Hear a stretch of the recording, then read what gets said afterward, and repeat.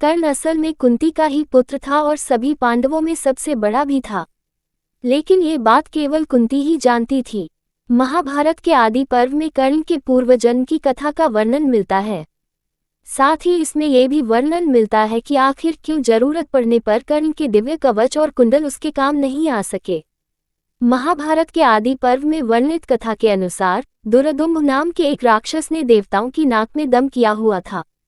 इस राक्षस को वरदान प्राप्त था कि उसका वध केवल वही कर सकता है जिसने 1000 साल तपस्या की हो।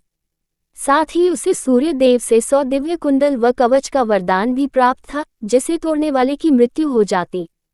इससे परेशान होकर सभी देवता भगवान विष्णु की शरण में पहुंचे।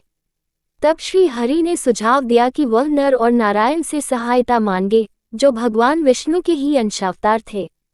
ऐसे में सभी देवता नर और नारायण से सहायता मांगने पहुंचे।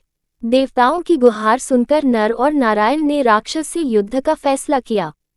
सबसे पहले नर ने राक्षस से युद्ध किया और इस दौरान नारायण तपस्या करने लगे।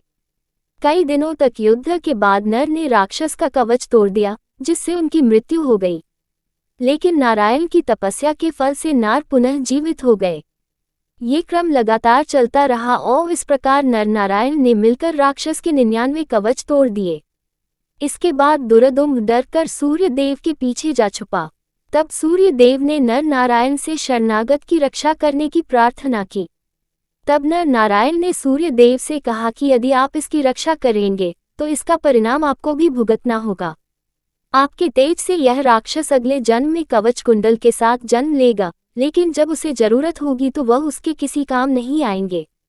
नर और नारायण के कहे अनुसार सूर्य के तेज से राक्षस का ही अगले जन्म में कर्ण के रूप में जन्म लिया और उसे वही दिव्य कवच और कुंडल प्राप्त थे।